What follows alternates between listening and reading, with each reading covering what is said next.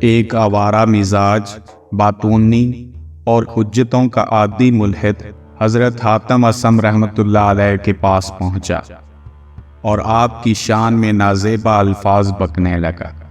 حضرت نے اس کی حجتوں کے ایسے جواب دیے کہ وہ لاجواب ہوتا رہا، چنانچہ حسب ذیل سوال و جواب ہوئے۔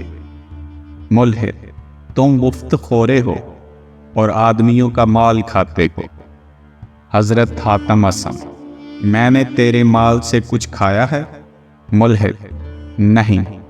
حضرت حاتم اصم: تو پھر تم آدمی نہ ہوئے۔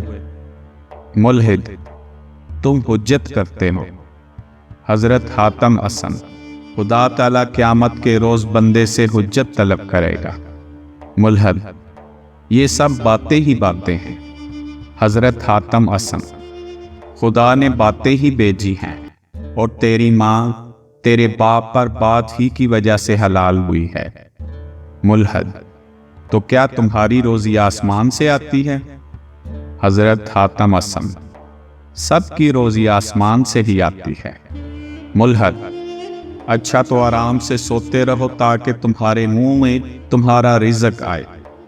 حضرت حاتم اصم: 2 برس تک گہوارہ میں سویا اور روزی میرے منہ میں آتی رہی۔ ملحد: کیا تم نے کسی کو دیکھا ہے کہ بغیر بوئے کے کاٹے؟ حضرت حاتم اصم: تمہارے سر کے بال بغیر بوئے کے کاٹے جاتے ہیں۔ ملحد: اچھا تو ہوا میں اڑو، تمہارا رزق وہیں پہنچے گا۔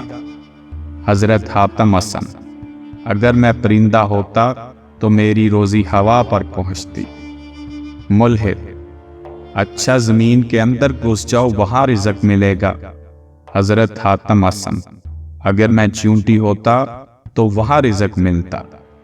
ملحد خاموش ہو گیا اور متاثر ہو کر توبہ کر کے مسلمان ہو گیا۔